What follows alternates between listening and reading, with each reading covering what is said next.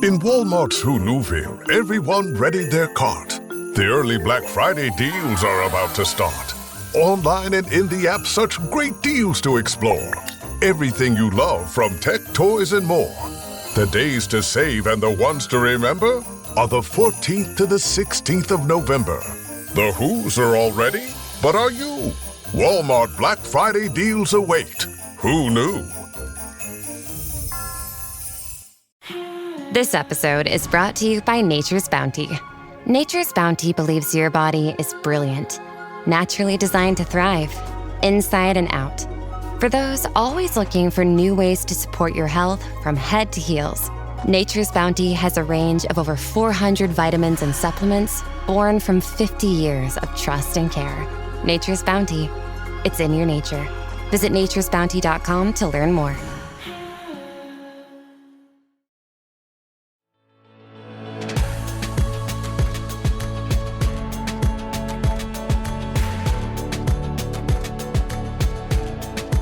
I am Nicole Khalil, your host of the This Is Woman's Work podcast. And as your host, it's highly important to me that we cover a wide variety of topics in an effort to speak to the multifaceted experiences of today's woman.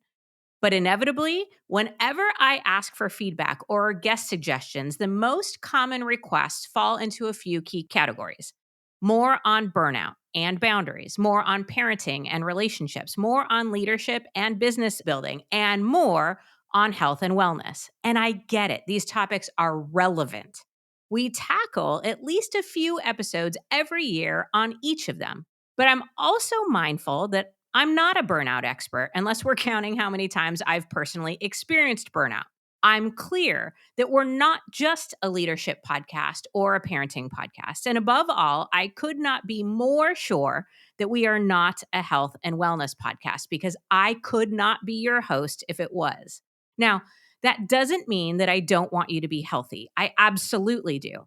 It doesn't mean that I don't think that you should be conscious about what you put into your body or that I don't believe in taking care of this miraculous vessel that we all get to live inside of, because I do. It just means that I refuse to believe that doing so requires us reading 342 books about gut health or listening to 617 podcasts about nutrition or following 1,520 health and wellness influencers on social media. Maybe that's, and I hesitate to say this out loud because I'm sure I'll horrify some people. Maybe it's because I'm honestly not all that interested in the topic or in overcomplicating health in general.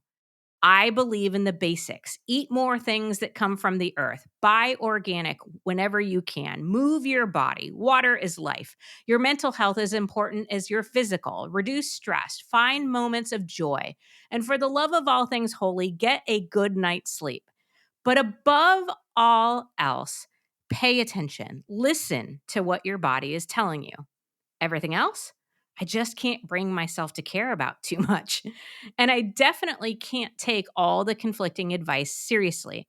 The idea that there is one best way to eat, and yet somehow I still need to take 23 supplements a day, or the ridiculous notion that being healthy is somehow tied to how we look or should cost us thousands of dollars a month.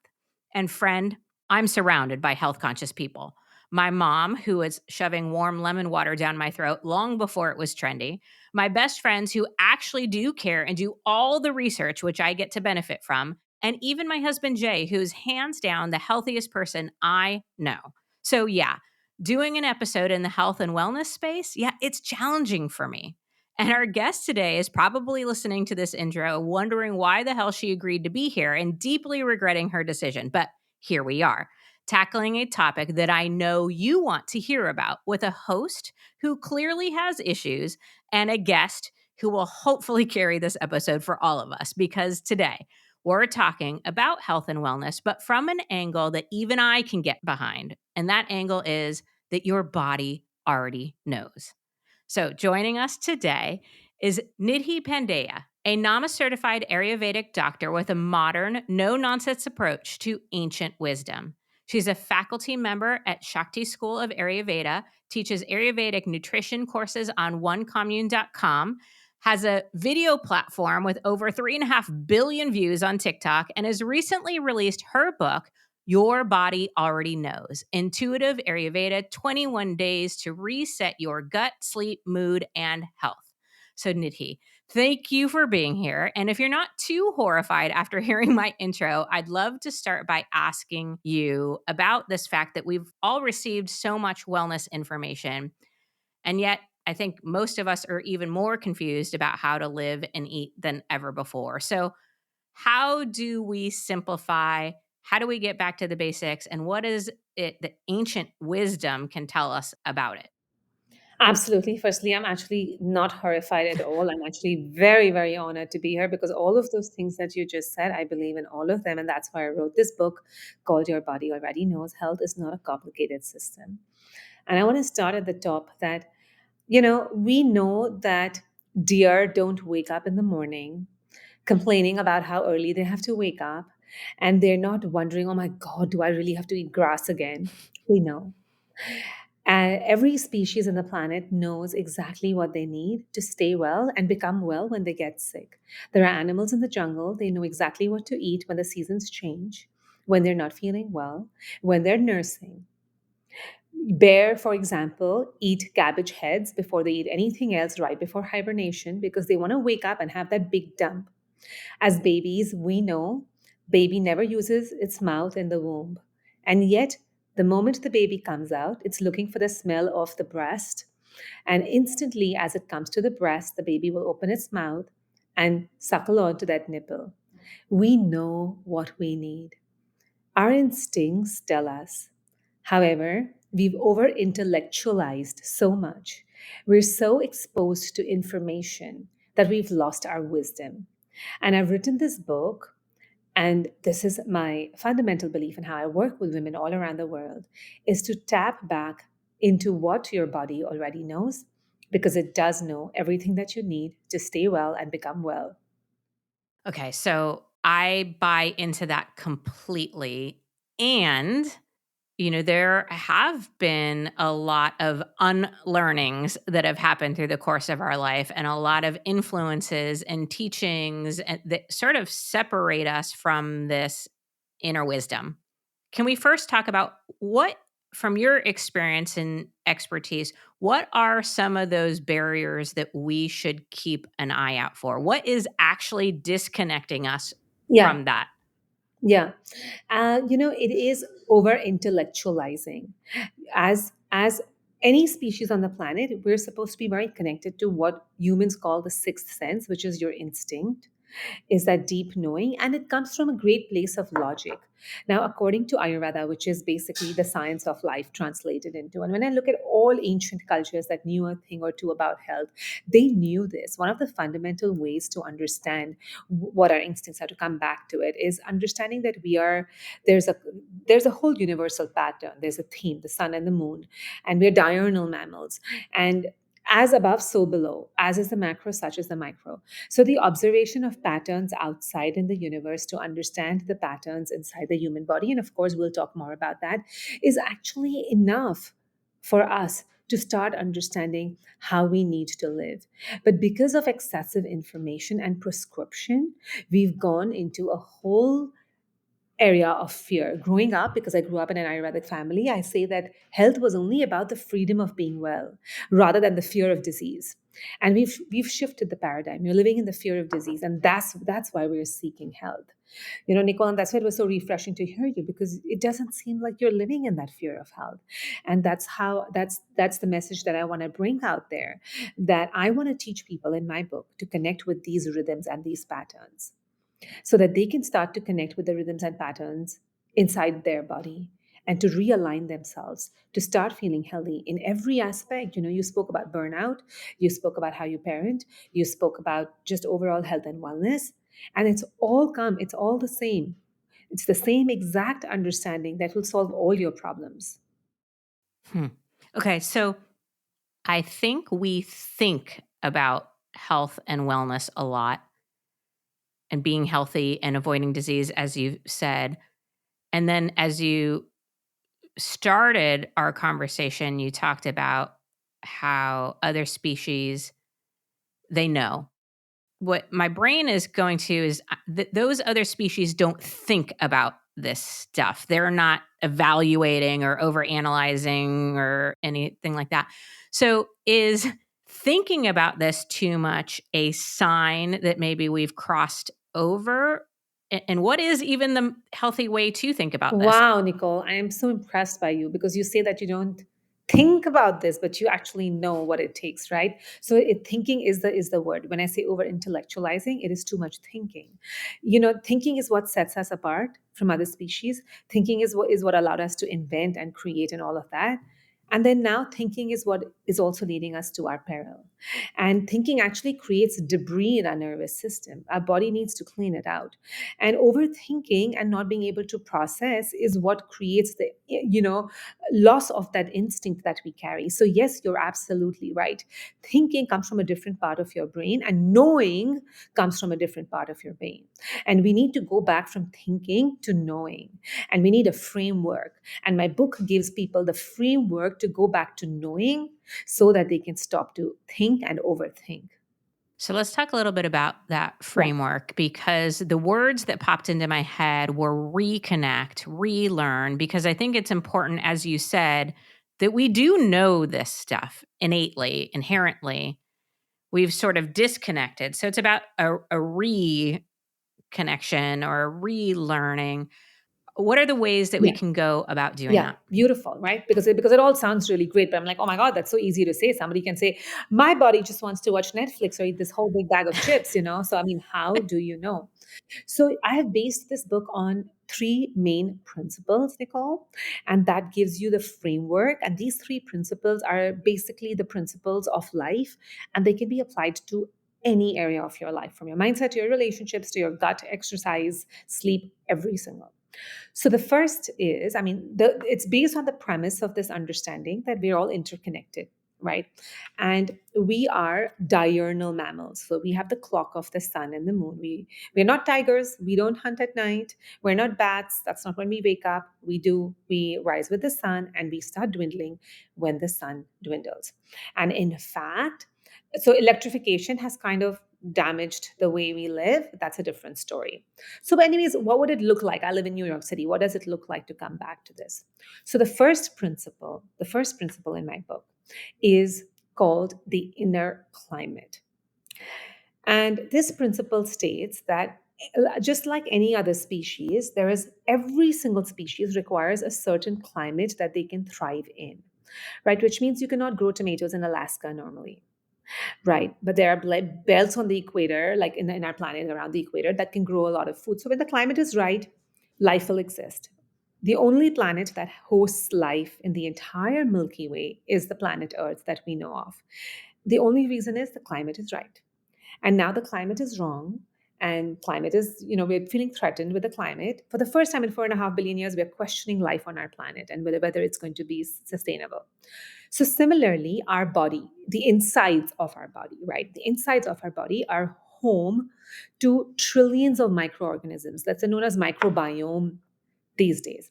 And more people are, we are linking microbiome to gut health, to nervous health, to reproduction, to hormones, to autoimmune, to all of it. They're saying, oh my God, if these little buggers inside our body are happy, we're healthy, we don't need to do much else. So there's a certain climate that they thrive the most in. And we want to identify what that climate is, right? So the first concept is coming back to that optimum inner climate, that homeostasis where life just naturally thrives. Just as from single cell organisms on our planet, we became these full blown mammals, same thing can happen. You can come back to health. So, what is that inner climate, right, Nicole? And I would love to do this with you. I ask people to kind of blow into their palms and blow out air. The climate inside our body that is ideal is warm and moist, like our breath, like our blood, like mother's milk, like reproductive fluids in our body, right? It is exactly what is outside, what is conducive. We are just very connected to the outside, whereas the most agriculture in a place that is warm and moist. Florida in March. If it's too hot and humid, like the Amazon rainforest, tropical places, you're going to have parasites. If it's cold and dry, like a cold desert, nothing grows. If it's hot and dry, only cacti grow. And that's like inflammation in the body. So there's this climate, right? Any deviation from that, and there's like, could go into technically many conditions and tell you how the climate changes, and that's when an imbalance is created. So this inner climate, warm and moist, the book teaches you how do you eat warm and moist. And when you look at the blue zones and you look at all the cultures, right, they always brought in, through cooking, through spices, through good fats, they brought in warm and moist foods. In fact, even fermentation, right, is a warm and moist process. Like that is what fermentation is. There's multiplication of bacteria, and you can see the actual vessel becomes warm, and it's aerobic, so it has moisture. And so as long as we keep coming back to this warm and moist, and that's really the main premise, we start thriving. We don't need to treat diseases. Your body just reorganizes. The microbiome, the inner army takes over. And I've seen this time and time again with the hundreds and thousands of patients that I've worked with. But also this can be extended to your emotions, right? For example, anger is hot. It creates a hot climate. Depression is sluggish and dense and slimy, right? Stress is hot and dry. Anxiety is too drying. But love, gratitude, compassion are warm and moist. When we talk about the kind of people we like, nobody ever teaches us, oh, this is a warm person. We just know that warmth feels right. Cold people, they don't go anywhere. No relationship can transform. If you're hot tempered, you burn things out quickly. So you like warm people. All comfort foods, soups, porridges are all warm and moist. A hug is warm and moist. A cozy blanket is warm and moist. Nobody likes their palms to be dry or sticky. You like it just moist. You want your room just warm. So, I create a whole system out of this, right? Plus on our planet, the sun comes, it heats and dries up the system. The moon comes and cools and refuels the system. The center point is warm and moist. So this can be applied to all areas of our life, and we can all come back to warm and moist in a very systematic, practical manner. If you're anything like me, drinking enough water every day sounds great in theory, right up there with getting 8 hours of uninterrupted sleep and folding the laundry right away, which is why I found a smarter way to stay hydrated with Cure. Cure hydration packs are clean and simple, plant-based electrolytes, no added sugar, and just 25 calories. They hydrate better than water alone, and get this, they actually taste good. My favorite flavor is lemonade, but they have several great flavors that you can try, which make drinking water feel like less of a chore. They even have a Cure Hydration variety pack for kids. JJ uses them over long practices or tournament weekends, and honestly, I use them then too, because hauling kids around to all of their activities should qualify as a sport. Listen, staying hydrated isn't just about water. You also need electrolytes. That's why I love Cure. It's clean, tastes great, and actually works. And for This Is Woman's Work listeners, you can get 20% off your first order at curehydration.com/woman's work with code Woman's Work. And if you get a post-purchase survey, make sure to let them know you heard about Cure right here. It really helps support the show. Don't just drink more water, upgrade it with Cure. This episode is brought to you by Casamigos Tequila. What do you bring to a holiday party? Simple. A bottle of Casamigos. Because nothing gets the party started like a Casamigos margarita, which isn't just for summer. In fact, it's the perfect pour all year round. Casamigos is the gift that always feels right. Because anything goes with my Casamigos. Please drink responsibly. Imported by Casamigos Spirits Company, White Plains, New York. Casamigos Tequila, 40% alcohol by volume. Don't chew on that, Max. Cooper loves that chew too. Oh, now he's into Cooper's food. Wow, he is loving it. What do you feed Cooper? Blue Buffalo Life Protection Formula. He never leaves a crumb. I love it because it's made with high-quality protein, nutrient-rich fruits and veggies, and wholesome whole grains. Looks like we're switching to Blue. Blue Buffalo foods are made with the superior ingredients your dog needs to thrive. Can your dog food say that? Visit feedbluefood.com to learn more. So this took the longest time. I'm going to go through the other two principles much quicker. So the second part of the framework, again, going back to this, that balance of solar and lunar, right, is warm and moist, right? So what is that, right? We rise with the sun, and there's 6 parts to the day. There's the morning part between 6 and 10, which is sluggish outside, sluggish inside. So how do you live? 10 to 2 is when the sun takes its peak.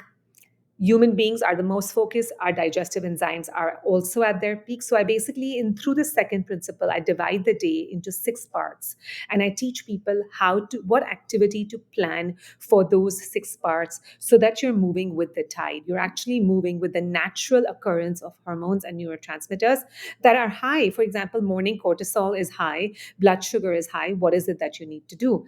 Afternoon, your gastric juices are high. What do you need to do? And how your day, if you can learn to design your day according to these 6 phases, you'll automatically balance the solar and lunar. Unfortunately, the word burnout, we are just burnt out. We're too solar, is what I call it in my language. Hot and dry, that's what the sun does. Whether it's caffeine, whether it's alcohol, whether it's overproductivity, whether it's excessive stress, whether it's just working too much, it's too drying. It's so solar. And global warming outside and burning out inside and inflammation inside, they're not very different, because we've become that go, go, go. So I talk about these 6 phases of the day and how do you design them for maximum efficiency and maximum repair and rest. Super easy. You can actually get a lot more done. I live in New York City with 2 young daughters that I'm raising, 2 teenage daughters, and you can still get a lot done if you learn to design your day. So that's the second principle. And the third principle is that no matter how warm and moist you are, no matter how much you follow the circadian rhythms, building, transformation, and decline are inevitable. A fruit will build and ripen, and in its ripe, warm stage, it will be in it's that transformation phase, and then it will decay and decline. But understanding these phases in our own bodies, in the seasons outside, like the daytime is building, the afternoon is like this transformation hot phase, and then the evening is decay. Seasons, spring is a building time, summer is a transformation time, and then autumn and winter are declining time, and they all have specific properties. And when you understand these cycles of nature outside of you and inside of you, and in everything that you interact with, even people, right? Like a relation has its building phase, transformation, and if you don't keep building, you'll go into decline. So once you start understanding these 3 phases, you know how to interact with the world around you. You also understand its transience, and then you look forward to a new building phase each time. So these are the 3 foundational principles. And by applying these, and I also teach this in a program to people, and what you see is that you can basically then learn to solve every single question. You learn if there's a new food fad, you know how to put this principle in place and be like, does this work for me? This, if it can be filtered through this framework and come out successful, you know that it works. But it kind of goes into a great detail of practical, just practical experience as well. Well, Nidhi, I'd started out this episode by saying I'm just not all that interested, but that, my friend, was fascinating. Like, I am so curious, and so much of what you said made sense, yes, to my brain, but more importantly, to something like inside me, something that knows that I know, really connected to that. And this might be the only health and wellness, even adjacent book that I Wow. ever read this year. So, okay. Let me ask then about our differences as humans. So you give us 3 principles, and yet, each of us Mhm. have our own bodies with our own DNA, with all of that. Like, how do we listen to ourselves while applying general principles so that we understand what is unique to us? Is my question making sense? It's making perfect sense, right? Okay. Because of what? Because basically what I'm doing is saying that, look, homeostasis, that optimum inner climate is equal, should be equal for all. Like we all need to come back to warm and moist. And yet we are, yet bio-individuality is true. Yet I would say, yes, we have different bodies. And I want to address that, right? You're absolutely right. And our bio-individuality is also understanding that is also what allows us to prevent disease. So there are builders, people whose bodies there are only 3 types usually of people for the most part, right? Or combinations of these 3 types. So there are people who build, their bodies like to build everything. They build more tissue. They could be a little bit slower, a little bit heavier, but they hold on to things longer in their mind. They hold on to relationships longer. So these are all the builders because it's like their job is to build and hold. then their bodies, usually in terms of their body, they, like I said, they could build more tissue, but they could also have other conditions, like eventually they're more prone to obesity or plaque or high cholesterol or diabetes, all these building conditions. In their minds, they are more used to, they could be, more of a little bit like attached, overly attached, a little bit maybe hoarding, attached to memories, even grudges. They can love deeply too. So they have their advantages as well. But when you understand that, right, and they understand that their bodies are become a little cold and dense, then their coming back to warm and moist looks slightly different from the other two categories. But they would also start making their way towards warm and moist because they can feel a little bit stuck and stagnant at times. So those are the builders, stuck and stagnant, could be when they're off balance. Then the second category of people are, so that I said the builders. But then I had the second one, and it sounds funny when I say this, other transformers, for the lack of a better word. Their bodies are hot and metabolic, and they're super hot all the time. And their bodies, so they are like super focused, they're very hot digestion, hot hormones. Everything in their body can be overly heated.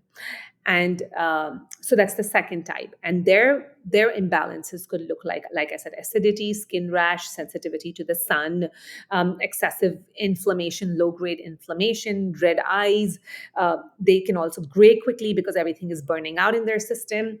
And their coming back to that warm and moist could look slightly different. They need to put little gentler refueling elements. And I explain all of that in my book as well. And then the third category of people are just people who are just quickly in their declining decay phase. They are just become cold and frigid. They may have really dry skin, very dry hair, anxiety, bloating, constipation, scatterbrained.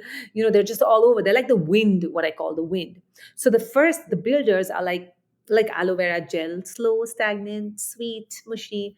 The second one, the transforming ones, are like hot, just think of hot oil, hot lava. And then the third is like the wind.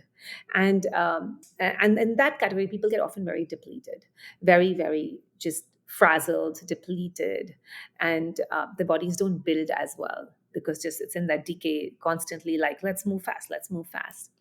And so there is bioindividuality, and people can be born like that because we are carrying generations of genetic frameworks which are compromised. We also have our own experiences in childhood. So there's, we carry a genetic framework. Then we have an experience in the womb. Then we have a childhood. And, so we're carrying so much with us. And so we kind of come prone to one of these three for the most part, or a combination of these. And I call that inner climate, either hot and dry people or cold and sluggish people, or just cool and dry or hot and so there's a combination of these few. And then once you understand what your tendencies are, then you're more kinder and gentler to yourself. I just want to give you one quick example. I have one daughter who is hot and dry, and she's so dry. She's like a desert. I'm like, Suhani, and sometimes her personality is so snappy like a cactus. And I'm like, you're becoming more hot and dry. For her, excessive rest, oil massages, consuming more grounding foods, good fats is more important. That's my 17-year-old. My 12-year-old is she's this moist, and she's hot and moist too, but she's like lava. She's bubbling. Well, my one is like a desert, the other one is like Amazon rainforest, and I know that she's more prone to parasites. I know that if it's a really sunny, sweaty, sticky day, she's going to be in a foul mood.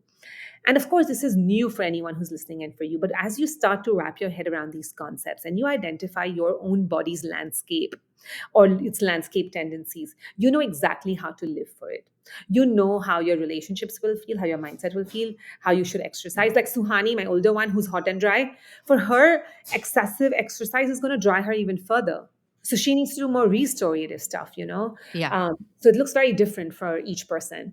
And it could look very different. But no matter where you are, your goal is to come back to warm and moist because that is where life thrives. And in that, your body's detox mechanisms are automatically upgraded. You don't have to worry so much about, oh my God, this is this toxic world we're living in. Honestly, at this point, Nicole, I'm like, there's only so much you can do. Looks like the world is full of toxic waste and toxins everywhere, air pollution, food, everywhere. You just got to upgrade your detox mechanisms. Yeah. And in living in a certain way, you can do that. Yeah. So, what I'm hearing from all of this is that the journey home to ourselves and to this thriving climate is innate and universal, but the journey we take to get there is going to be varied and nuanced depending on a lot of factors. And so, what I'm really hearing is if I'm a builder, I probably can't follow the same advice as, you would give a transformer. Like, and we do have a tendency to do that in today's day and age. We take advice from people who are on a different journey or maybe even to a different destination, and that messes with us just as much as anything else. So true, Nicole. I mean, I have to say, you're one of the most perceptive people. I'm sorry, I'm just going to say that you're one of the most perceptive people that I've spoken to in the last many years. You really, really get this so well. It is, and yet I would say some things are not drastically different. Like we all need to eat uh, cooked foods with good fats and spices. Every single ancient culture did this. Like every single blue zone did this because that is warm and moist food. Like if you are using food to nourish yourself, it has to be warm and moist. Yeah. Now, some people could afford, like builders could afford it a little bit more spicy if they wanted to. Somebody who's already hotkin does not need that extra spice, but otherwise it'll still be spiced with good spices because it'll still have good fats, it'll still be cooked. And that's how blue zones ate, that's how our ancestors ate. So some things are going to look similar. People will still wake up when the sun rises and will still start winding down when the sun sets. So a lot of the basic framework looks very, very similar. And then what you build on top of it changes. And which is also beautiful, right? Because you can live in the same household and you can have one person's a builder, one person is like just, dry and frail, and you can still cook for the same food, but maybe what you spice it with will be different. What you add to it, one will add an extra drizzle of olive oil and the other will skip that olive oil. So and that's why the idea is to really simplify it as much as you can. You don't really have to go and create this whole new way of living. You can live wherever on the planet you are, and you can live in this way.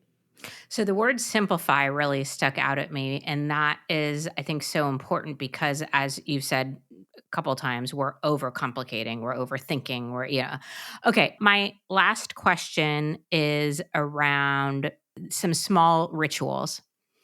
You talk about connecting to nature and the seasons. What are some examples of small rituals that any of us could employ to better listen, to bring us closer, to take us home? One, I would say you live with this is more of organization design of your day. And then I want to just give one more, is that you want to start living with the clock of the sun. Nobody was nocturnal till we invented electricity, and it came into urban homes till 1930s. Our ancestors were not sitting out with oil lamps at 11 p.m. saying, oh, I'm nocturnal, I'm just going to do this. People were not doing that. So, which basically means you rise with the sun, you sleep with the sun, but you also eat your heaviest meal during lunch, because that's when the sun peaks. Even plants don't dare to do photosynthesis at any other time. So we're functioning the best then. So eat a light dinner, a heavy lunch. Most important, I would say, eat cooked foods. But in terms of actual rituals, like I'll tell you one ritual from Ayurveda, which I find amazing, is to oil your body instead of moisturizing, but do it before the shower instead of after the shower. And oil is the perfect example of warm and moist. Like Ayurveda uses sesame, almond oil, either sesame oil, almond oil, and they all come from like seeds and nuts, and they're very warming. Seeds and nuts are actually warming in their inherent nature, and you can just intuitively relate to that. But it's also moist. And today they're proving that most microbiome that lives on your skin is lipophilic, which means that it lives on good fats to thrive. And just by doing that, skin is a channel of consumption. You really ground your nervous system. You pause, you reconnect with yourself, you come back into your parasympathetic state, you heal from burnout. The reason why you would do it before you get into the shower is water makes your skin dry. It doesn't moisturize your body. And that oil creates that barrier, that protects your skin barrier. And you'll notice that you probably don't need to moisturize afterwards if you apply oil and spend those 5 minutes massaging. Um, Those few things, I'll say that when we learn to live like this and pause through our day, remembering to exhale through our nostrils, and then there's a nasal breathing, because every inhale sets your body on the solar action, sympathetic. Every exhale brings you back into the lunar, parasympathetic, rest and digest and repair. And very often we're taking really quick, short inhales and we almost forget to exhale fully. And that's why we sigh often. Hmm. So just even if you just did this right today, this is all you take away. I can tell you that in a week or two, you will notice that your energy, your health, your everything is drastically better. Okay, so this is incredible. I know I'm not the only one who's going to want to learn more. So, just a reminder to our listener, Nidhi's book is called Your Body Already Knows. And if you want to learn more about her work, she also has a 21-day healing program. You can go to the website, which is nidhi.me. We're going to put the links to the book, her website, Instagram, all of that in show notes. Nidhi, thank you so much for your wisdom and for reminding us that our body loves us, is here for us, and already knows what we need. This has been an incredible conversation. Thank you so much, Nicole. It's been a pleasure. My pleasure. Okay, friend, if there's one thing I hope you take away from this conversation, it's this. Seeking information, getting expert advice, and staying curious are all important, but never at the expense of your body, its intuition, or your inner knowing. Your body is speaking to you all the time. Your gut, your instincts, your energy levels, your emotions, they're not random. They're signals, guideposts, messages designed specifically for you. And yet, we've been conditioned to prioritize outside voices over our own, to trust the expert, the influencer, the latest study before trusting the simple wisdom our bodies already hold. So let's keep it simple. Eat in a way that feels good, not just tastes good. Move in a way that brings energy. Rest when you need it. Stress less. Laugh more. And most of all, listen to yourself above all else. Because the loudest, most accurate, most important voice in your life is your own. And that is woman's work.